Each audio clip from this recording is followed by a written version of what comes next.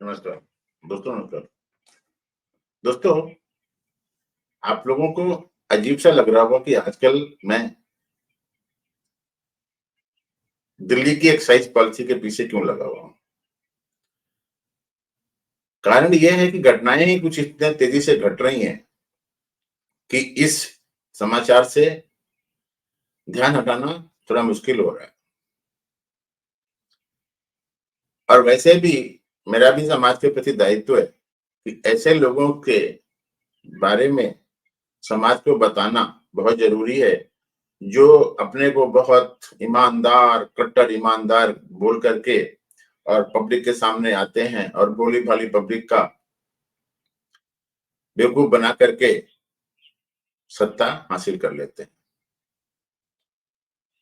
दोस्तों, आपको मालूम होगा कि अरविंद केजरीवाल ने 2013 में जब पार्टी बनाई थी, उसी तरीके से एक असम गण परिषद करके स्टूडेंट्स की एक पार्टी बनी थी असम में। असम में काफी दिनों तक आंदोलन चला था, उसके बाद एक पार्टी आई थी। उस पार्टी प्रफुल्ल मोहंता करके वहां के कोई एक स्टूडेंट लीडर था जो वहां का मुख्यमंत्री भी बना था। और उस पार्टी का वही हाल हुआ जो अरविंद केजरीवाल की पार्टी का हाल हुआ। ये लोग, आम जनता जो भ्रष्टाचार से त्रस्त होती है या कुछ और उनके दिमाग में होता है, जो एस्टेब्लिश पॉलिटिकल पार्टियां होती हैं, उनसे थोड़ा सा उनका कुछ मोह भंग हो जाता है, तो वो किसी और अल्टरनेटिव की तरफ देखते हैं। और उसी अल्टरनेटिव को देखने के चक्कर में इस आदमी को दिल्ली की जनता ने अपने सिर आंखों में चढ़ा लिया और ये आदमी समझ गया कि ये जनता भूली भाली है। दूसरा, मैं ये भी बोल सकता हूं कि चूंकि ये इनकम टैक्स में रहा है और इसने वहां पे दूर से देखा होगा कि इनकम टैक्स में अगर मैं कमाई करूंगा, कमाई मतलब मैं गैर कानूनी कमाई की बात कर रहा हूँ, गैर कानूनी कमाई करूंगा तो वो कमाई उतनी नहीं हो पाएगी जितना मैं पॉलिटिक्स में आकर के कर सकता हूँ। तो इसने लॉन्ग टर्म का कोई प्लान बनाया होगा कि मुझे पॉलिटिक्स ज्वाइन करनी है, उसके बाद में कमाई करनी है। जिस तेजी से ये पार्टी ऊपर आई थी, उसी तेजी से अब ये गलत में जा रही है। इतनी भूमिका बनाने के बाद मैं ये बोलना चाहता हूं कि कल 30 तारीख को सुप्रीम कोर्ट से जो मनीष सिसोदिया की जमानत के बारे में जजमेंट आया है, उसके आधार पर 338 करोड़ का घपला तो सुप्रीम कोर्ट को एस्टेब्लिश लगता है। सुप्रीम कोर्ट ने अपने आदेश में यह भी बोला है कि इस पैसे का इस्तेमाल गोवा के इलेक्शन में किया गया। अब अगर गोवा के इलेक्शन में किया गया, मतलब यह हुआ कि मनीष सिसोदिया डायरेक्टली बेनिफिशियरी नहीं है। तो फिर गोवा के इलेक्शन में अगर इस पैसे का इस्तेमाल किया गया तो किसने इस्तेमाल किया और कैसे इस्तेमाल हुआ, ये सारा का सारा दारोमदार जिसके ऊपर जाता है। सुप्रीम कोर्ट ने यह पूछा एनफोर्समेंट डायरेक्टरेट के वकील या सीबीआई के वकील वी राजू से कि भाई, आपने पॉलिटिकल पार्टी को, जो ज्यूरिडिक्शन पर्सन है, उसको आपने आरोपी क्यों नहीं बनाया। तो राजू साहब ने वहां पर सुप्रीम कोर्ट के सामने बोला कि हम आम आदमी पार्टी को आरोपी बनाने की सोच रहे हैं। तो ये जजमेंट 30 तारीख को आने के बाद ईडी ने अरविंद केजरीवाल को 2 नवंबर को दिल्ली एक्साइज पॉलिसी में पूछताछ के लिए बुलाया है। इससे पहले अरविंद केजरीवाल साहब को सीबीआई ने बुलाया था, उनसे पूछताछ की थी। बाद में आकर के काफी कुछ बोले थे, वो एक अलग बात है। अब दिल्ली में या पूरे मीडिया जगत में ये बहुत ज्यादा संभावनाएं व्यक्त की जा रही हैं कि 2 तारीख को अरविंद केजरीवाल साहब को ईडी जो है गिरफ्तार कर लेगी।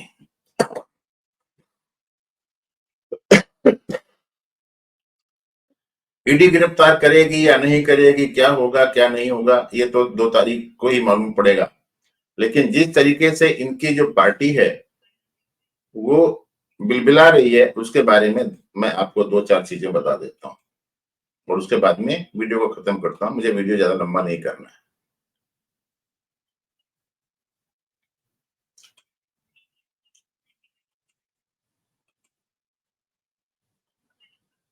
मैंने अरविंद केजरीवाल टाइप किया है और अब देखिए क्या ये छाप रहे हैं इसमें। अरविंद केजरीवाल, देखिए आपको दिखाई दे रहा होगा, यहां पर पहली न्यूज है, there are report that Kejriwal will be arrested on November 2। ये आपके लीडर बोल रहे हैं। इन्हें पहले से हवा बनानी शुरू कर दी इन लोगों ने, 3 घंटे पहले की न्यूज है। फिर Kejriwal is the kingpin of Delhi excise policy case, BJP attacks after ED summon Delhi chief minister. ये हिंदू का है, देखिए केयरफुल, ईडी सम्मन अरविंद को दिल्ली एक्साइज केस, 12 घंटे पहले की न्यूज है। मिंट में Delhi excise case, ED summon Delhi CM on ED summon to Kejriwal AAP alleges centre plot to finish party. ये बोल रहे हैं कि पार्टी को ही फिनिश करने को तैयार बैठे हैं। ये हमारे सौरभ भारद्वाज और अतिथि मार्लेना जो है वो बोल रही हैं। यहाँ पे 47 मिनट पहले Delhi news update, SC issues notice to centre, ये चाहिए देगा। ED will arrest Arvind Kejriwal when he appears before them on November 2। ये आतिशी बोल रही है।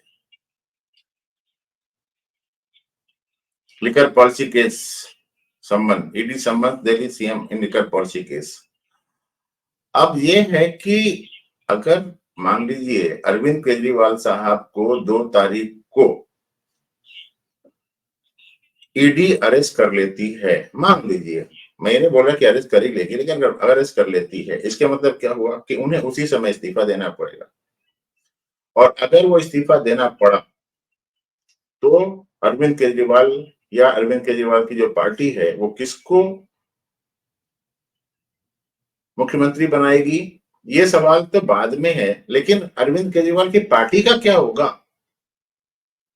अगर इलेक्शन कमीशन ने अरविंद केजरीवाल की पार्टी को की मान्यता ही रद्द कर दी तब क्या होगा? क्योंकि करप्शन अरविंद केजरीवाल कर रहे हैं ये तो ठीक है, लेकिन करप्शन का फायदा किसको हो रहा है? आम आदमी पार्टी को हो रहा है। और इसीलिए मैं ये बोलना चाहता हूं कि ये सुप्रीम कोर्ट का जजमेंट एक ऐसा जजमेंट है जहां पर अगर आप करप्ट मीन से पार्टी फंड में पैसा लेते हैं या करप्ट मीन से पार्टी फंड के इलेक्शंस में पैसे का इस्तेमाल करते हैं तो आपकी पार्टी के ऊपर भी आंच आने वाली है। ये सुप्रीम कोर्ट के जजमेंट से मालूम पड़ रहा है। तो अगर अरविंद केजरीवाल 2 तारीख को अरेस्ट होते हैं तो हमें यह देखना है कि उसके बाद आम आदमी पार्टी का क्या होगा। और अगर इसी तरीके से किसी दूसरी पार्टी में करप्ट मीन से नेता कोई पैसा लेता है और पार्टी फंड में डालता है तो उस पार्टी का क्या होगा, इसके ऊपर ध्यान रखना जरूरी है। तो देखेंगे 9 तारीख को क्या हो रहा है, अरविंद केजरीवाल क्या करते हैं, आतिशी मार्लेना मुख्यमंत्री बनती हैं या अरविंद केजरीवाल की पत्नी बनती हैं मुख्यमंत्री या कोई और बनता है, वो एक अलग बात है, भविष्य कोख में है।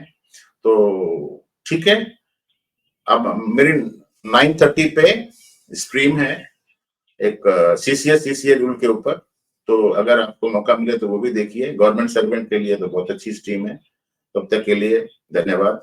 जय हिंद, भारत माता की जय, वंदे मातरम।